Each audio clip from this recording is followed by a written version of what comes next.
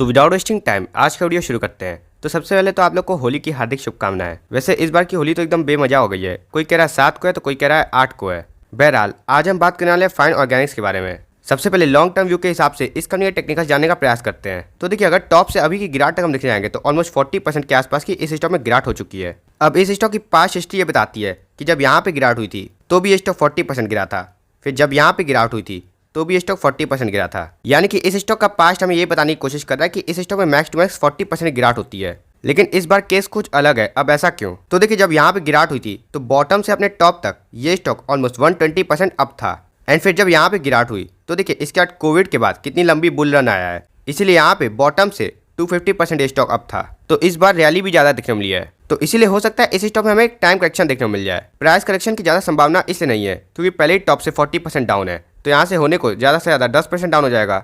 And ये 10% down वो भी तब होगा जब अगले क्वार्टर्स के रिजल्ट थोड़े ऊंच नीचे आ जाते हैं। तो ओवरऑल हमें इस कंपनी के टेक्निकल्स क्या बता रहे हैं? तो इस स्टॉक के हमें टेक्निकल्स ये बताते हैं कि हमें 30% के ऊपर के गिरावट के पहले तो इस स्टॉक में इन्वेस्ट ही नहीं करना है। एंड क्योंकि अभी ये स्टॉक में 40% मैक्स टू मैक्स गिरावट के पास ही मौजूद है, तो यहाँ पे लॉन्ग टर्म के लिए इस कंपनी में चांस लिया जा सकता है केवल टेक्निकल्स के हिसाब से। अब जानने का प्रयास करते हैं सपोर्ट जोन कहाँ है। तो सपोर्ट जोन के लिए हमें वीकली चार्ट देखना चाहिए। तो देखिए, वीकली चार्ट में एकदम क्लियरली विजिबल है कि जब ये स्टॉक 4000 से 4500 के बीच में था तो देखिए ये स्टॉक यहाँ पे कितनी बार रेजिस्टेंस फेस कर चुका है। एंड इसी लेवल को तोड़ने के बाद इस स्टॉक में इतनी शानदार रैली देखने को मिली है। एंड अब इतनी गिरावट के बाद क्योंकि रिजल्ट उतने अच्छे नहीं थे तो अब ये स्टॉक वापस से उसी जोन के आसपास आ रहा है। तो एज ए लॉन्ग टर्म निवेशक हम इन दोनों सपोर्ट पे ध्यान दे सकते हैं 4000 से 4500 के बीच में। अब ये तो केवल इस कंपनी के टेक्निकल्स थे, लेकिन हमें टेक्निकल्स पे किसी कंपनी पे व्यू नहीं बनाना है। हमें उस कंपनी का बिजनेस भी जानना है एंड फंडामेंटल्स भी देखने हैं। तो अब बिजनेस जानने का प्रयास करते हैं। तो देखिए, ओलियो केमिकल्स की ये कंपनी इंडिया में लार्जेस्ट मैन्युफैक्चरर है। तो इससे एक बात साफ क्लियर हो जाती है कि ये कंपनी अपने सेगमेंट में मार्केट लीडर कंपनी है। एंड हमारी प्रेफरेंस रहनी चाहिए कि हमें मार्केट लीडर कंपनी में इन्वेस्ट करना चाहिए, क्योंकि अगर उस सेक्टर में ग्रोथ है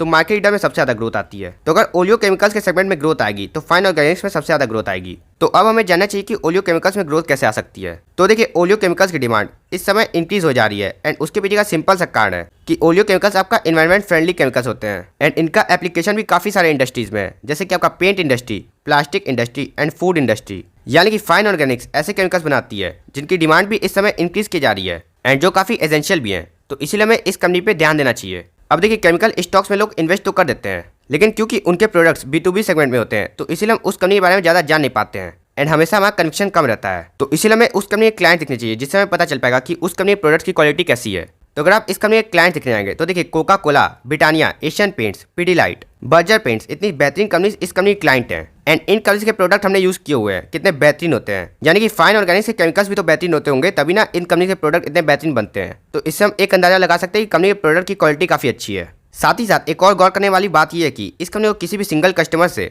5% के ऊपर का रेवेन्यू नहीं आता है। यानी कि कल को अगर एशियन पेंट जैसी दिग्गज कंपनी भी इस कंपनी को छोड़ के चली जाती है तो इसका 5% से ज्यादा का नुकसान नहीं होने वाला, जो किसी भी बिजनेस के लिए काफी अच्छी बात हो जाएगी। अब ऐसा क्यों है? तो देखिए, मान लीजिए एशियन पेंट से इस कंपनी को 25% के पास का रेवेन्यू आता होता तो ये बात तो एशियन पेंट्स को भी पता होती। तो इसलिए एशियन पेंट्स इस कंपनी से ज्यादा बार्गेन करता, जिससे कि इस कंपनी के प्रॉफिट मार्जिन टूटते। लेकिन अब एशियन पेंट्स इस कंपनी से ज्यादा बार्गेन नहीं कर पाएगा, जिससे कि इस कंपनी के प्रॉफिट मार्जिन ऊपर रहेंगे, जो काफी पॉजिटिव समझ जाता है। एंड इस कंपनी के बिजनेस में सबसे मेन मोट ये है कि इस बिजनेस में एंट्री बैरियर काफी हाई है, क्योंकि किसी कंपनी को अगर ओलियो केमिकल्स बनाना है तो उसको लाइसेंस लेने में ही 5-6 साल का समय लग जाता है। तो इसी शर्त के कारण काफी सारी कंपनीज तो इस सेक्टर में घुसती ही नहीं है। अब मान लीजिए बाई चांस कोई केमिकल सेक्टर की कंपनी ओलियो केमिकल्स में आई जाती है, तब भी वो फाइन ऑर्गेनिक्स का कुछ नहीं बिगाड़ पाएगी। अब ऐसा क्यों है? तो देखिए, 5 साल में फाइन ऑर्गेनिक्स ठलुआ की तरह तो बैठी रहेगी नहीं, कंपनी लगातार कैपेक्स करती रहेगी और मार्केट शेयर खाती जाएगी। एंड क्योंकि फाइन ऑर्गेनिक्स के क्लाइंट्स की स्विचिंग कॉस्ट काफी हाई रहती है, इसलिए जो क्लाइंट इनके साथ जुड़ गया वो जल्दी अपने आप को स्विच नहीं करना चाहेगा, और जब स्विच नहीं करेगा तो नई कंपनी मार्केट शेयर खाएगी कैसे? तो इसीलिए इस कंपनी के पास एक काफी अच्छा मोट है। तो अभी तक हमने इस कंपनी का टेक्निकल एनालिसिस किया एंड बिजनेस एनालिसिस। अब जानने का प्रयास करते हैं इस कंपनी के फंडामेंटल्स कैसे हैं। तो सबसे पहले कंपनी का मार्केट कैप 14,000 करोड़ का है, मतलब कि ये कंपनी काफी छोटी कंपनी है। एंड अगर यहाँ से कंपनी काफी अच्छी ग्रोथ दिखाती है तो हमारे पैसे काफी अच्छे बन सकते हैं, मतलब कि हमारी छोटी झोपड़ी भी काफी बड़ा घर बन सकती है। पीई देखेंगे तो आप 23 का है, वैसे हम इस इंडस्ट्री का पी देखने जाएंगे तो ऑलमोस्ट 25 का है। तो हमें इंडस्ट्री का मार्केट लीडर इंडस्ट्री के पी से भी कम पे मिल रहा है, जो काफी अच्छी बात हो जाती है। फिर हम डिविडेंड यील्ड देखेंगे तो काफी कम है, जिससे हमें एक अंदाजा लगता है कि कंपनी जितना पैसा कमा रही है वो अपनी ग्रोथ में इस्तेमाल कर रही है। वगैरह कंपनी का ROC एंड ROE देखेंगे तो दोनों ही 30% के ऊपर है, जो कि हमें ये बताता है कि कंपनी काफी एफिशिएंट कंपनी है एंड कंपनी को पता है कि हमें ग्रोथ कहाँ से लानी है। अगर हम इस कंपनी के पीई को इस कंपनी ग्रोथ के साथ कंपेयर करें तो इस कंपनी का पीईजी रेशियो इस समय 0.86 का है, मतलब कि अपनी ग्रोथ के मुकाबले भी ये स्टॉक इस समय काफी सस्ता मिल रहा है। साथ ही साथ प्लेजिंग तो कुछ है नहीं, जो काफी अच्छी बात हो जाती है। एंड अगर हम डेप्ट देख रहे हैं तो डेप्ट टू इक्विटी रेशियो भी 0.03 का है, यानी कंपनी एक पूरी तरह से डेप्ट फ्री कंपनी है। तो हाल लिहाज से इस कंपनी के फंडामेंटल्स भी काफी सॉलिड लग रहे हैं। अब देखिए सब चीज अच्छी है, लेकिन अगर ग्रोथ अच्छी नहीं है तब भी उस कंपनी में इन्वेस्ट करने का कोई फायदा नहीं है, क्योंकि अल्टीमेटली स्टॉक प्राइस तभी ऊपर जाएगा जब कंपनी में ग्रोथ काफी अच्छी हो।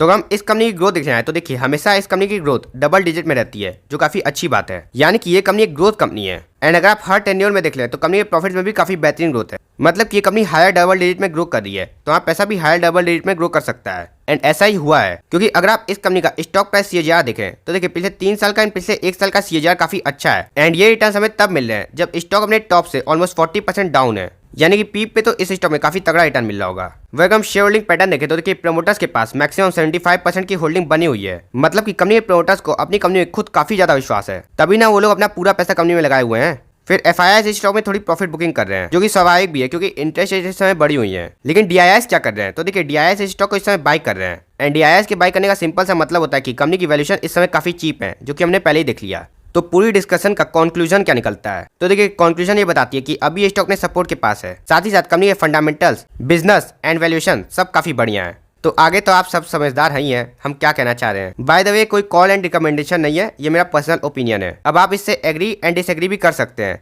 तो मिलते हैं किसी और वीडियो में किसी नई इन्फॉर्मेशन के साथ। तब तक के लिए आप हमें कमेंट में ये जरूर बता सकते हैं कि आप किस कंपनी का एनालिसिस देखना चाहते हैं।